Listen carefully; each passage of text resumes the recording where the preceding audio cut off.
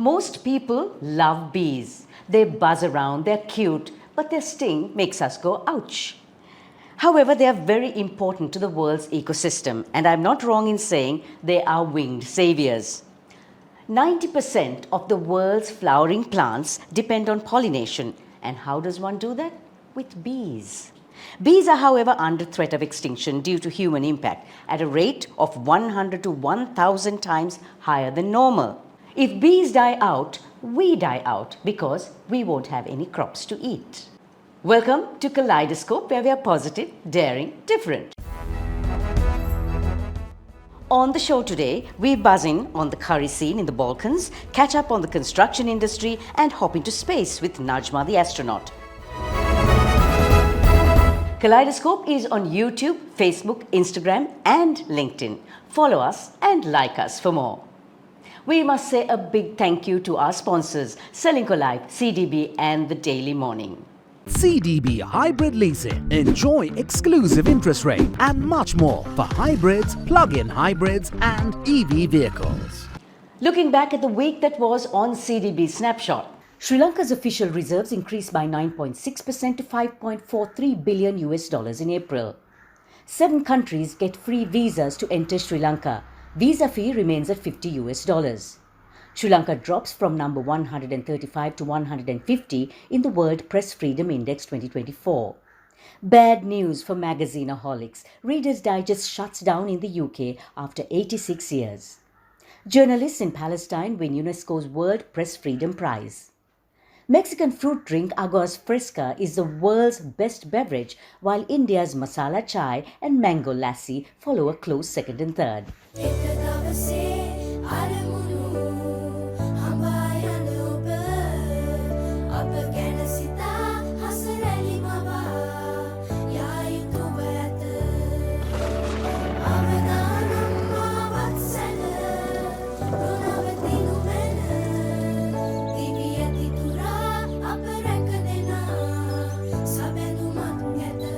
You focus on your goals. We will take care of the risks. Srilanka Life.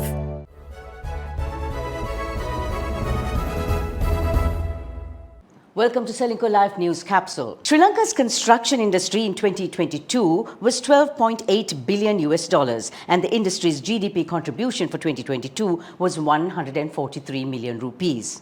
The construction PMI indicates an expansion in construction activities in 2024. The total activity index recorded a value of 52.9, which is the first time the index went beyond the neutral threshold since 2022.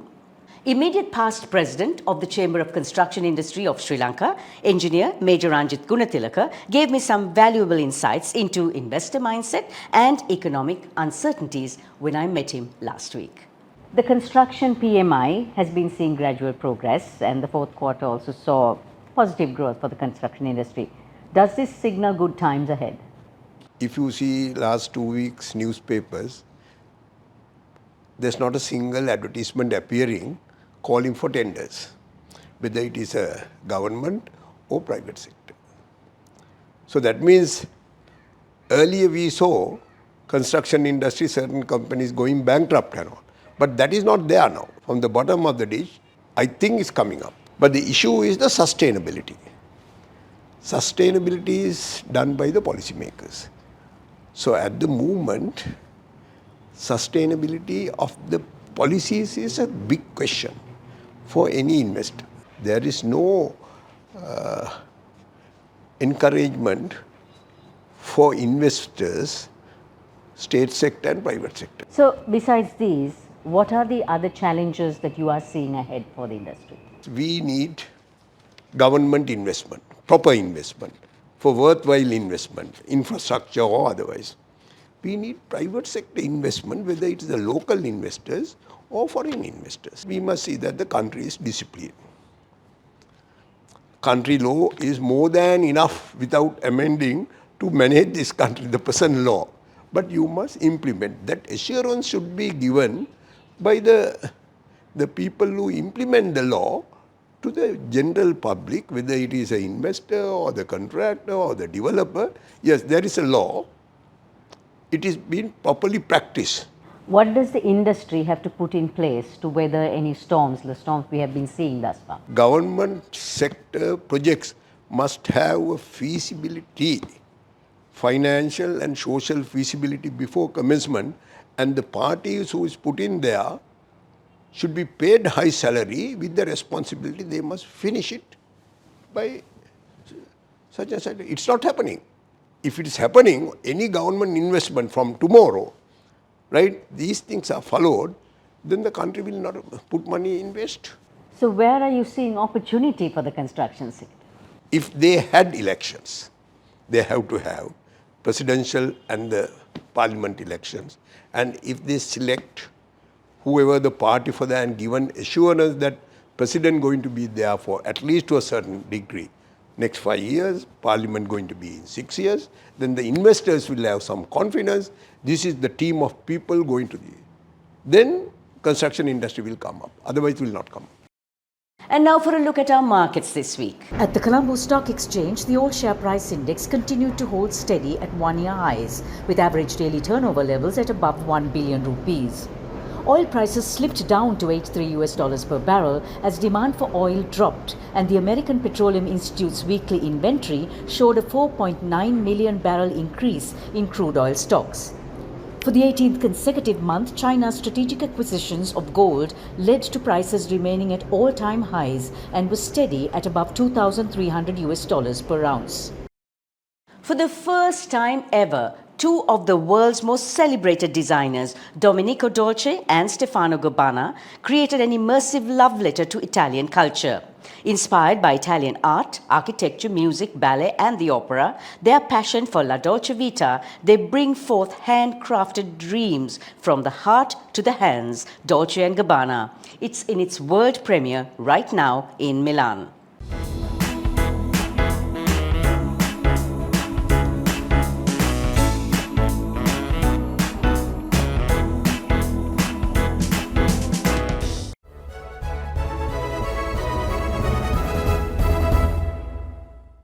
At Kaleidoscope, we love talking and experiencing food, and we've had quite a few from other lands who have given us that experience. But did you know that Sri Lankans are doing the same thing in Europe?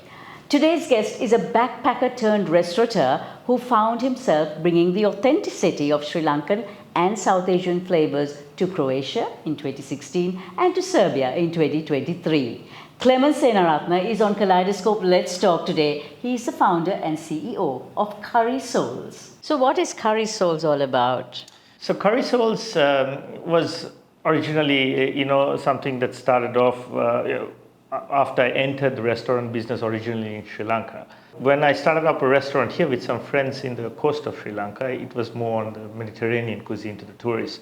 But during a holiday in Europe, the idea came up, why not create a curry franchise chain representing Sri Lankan food and take that out. So it's like this modern, funky, hip curry house serving Sri Lankan street food. So taking Sri Lankan street food into Europe, especially the Balkan region where you've been, how has the feedback been? When we first got there, people were like, this is a mistake. They're like, us Balkan people don't like to try this strange food. Curry was completely unheard of. But it just happens to be that nobody had really gone and put it out there, right? And they loved it. We had to play with spice tolerance. That's about the only thing that we played with. We kept the rest of the flavors pretty authentic. Every dish, basically, you can order between 4 levels of how hot you like it to make sure that even the tourists or the locals all can enjoy the food. There seems to be a sense of adventure when it comes to cuisine also worldwide, right? Food is like, I say, it's the global language, right? When it comes to even travel, right? Whenever you go to a country, it's all about where you're going to eat, where you're searching up. So I think it's like this common language that kind of represents regions. So people are excited when they come to our restaurant. They are highly excited. Very often we hear people say, "Oh, we never tried Sri Lankan food," and now Sri Lankan food is having its spotlight in the world, right? We've become this. People already know about Indian cuisine, right? But now Sri Lankan food is like this sexier version of Indian food, that's come out and everybody wants to hear about it. What have been your signature dishes on the menu that have really taken off? So I'm a big kottu fan. Like when I was living here, I used to go around looking for where is the best spot that has the kottu. So kottu is big, popular part of the CurrySouls brand that we are making. And this part is like, also we do it the traditional way, not like how you see now things are getting modernized here. You see people doing kottu on the wok. But we are doing with the old style, with the metal choppers, loud, making a big noise about it, putting some really nice gooey cheese on top, making it really flavorful. And people are really surprised. They ask, what is this? Is this pasta? Is this noodles? Is this rice? What is this? And they cannot really fathom the amount of flavors going into it. What other dishes do you have on the menu? We keep our menu simple, right? Our main dishes is kottu, devil, we are CurrySouls. So obviously we do like 4 very good curries. We do a chicken curry, a tuna curry, a vegan curry, a black pork curry. And then we have a couple of fusion dishes like the hot butter cuttlefish, which is not really Sri Lankan, but it's become more Sri Lankan than Chinese now. And then we do some fried rice, and Sri Lankans love their noodles. So more towards the modern Sri Lankan food. They're very Sri Lankan. Some people ask, like they'll try the devil dish and they ask, is this really Sri Lankan? And they're like, yeah, it's totally Sri Lankan. It's just that it's not like a back in the day grandma's dish, but it is the modern day dish. You spoke about flavor. How do you source your spices, your raw materials to make the curry powder, to make, to get that authentic flavor? Our curry powder is kind of our secret recipe. That's what makes CurrySouls what it is. And this is produced for us by a company in Sri Lanka. It's a very close friend of mine and also a partner now in the business, right? And he makes it for us according to our recipe, and that's about the only main product that we are bringing. The rest of the things we're actually sourcing it locally over there. What's next for CurrySouls?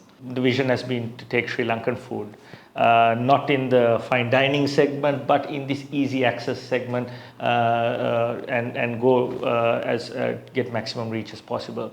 So we are setting up 2 more stores now in Serbia, and we have a plan of reaching 26 franchise stores by 2029. We have some very good partners on board, some very senior guys from large companies like McDonald's, Starbucks has come on board, that's supporting the whole project. So we have big plans, and I have a lot of work cut out. Very excited. We will see how the next few years are going to span out. Thank you for taking Sri Lankan cuisine global.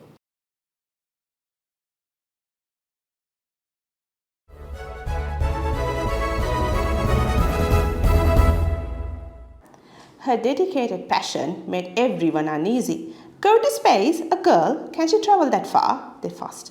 But Najma was just too busy thinking, is Pluto a planet or a star? It all began with a discussion about stars and planets, answering the endless questions of a 5-year-old on nighttime walks during COVID. A researcher and journalist, Shahida Riza, put her creativity and her imagination into words and pictures, and thus Najma the Astronaut was born. And I really wanted to create, and I want to work with rhymes, alliterations, hyperbole and all of that. And I could not actually put all of those creativity to the regular work that I was doing. So therefore I thought, why not create a book? And with the reason I chose stars, moons, the comets, astronomers, the constellation was that every night I used to take my son out for walks in the night. So we used to make up songs and stories about the constellations. And I thought, why not, come home, create something, and that's how Najma the Astronaut was born. What I really like about this book and the way I conceived this was that it's not just about her being an astronaut, it's her challenging the norms. There's a part where, she says she wants to go to space and her relatives like, can she travel that far? She's a girl. I want to actually merge our societal challenges, but make it fun, interesting, so that there's something for girls especially to yearn for, because we are living in a man's world. Everything is put in place to facilitate, to enable learning for men, but for women, not much. If you see a bee, wish it well, send it on its way. We will see you next week.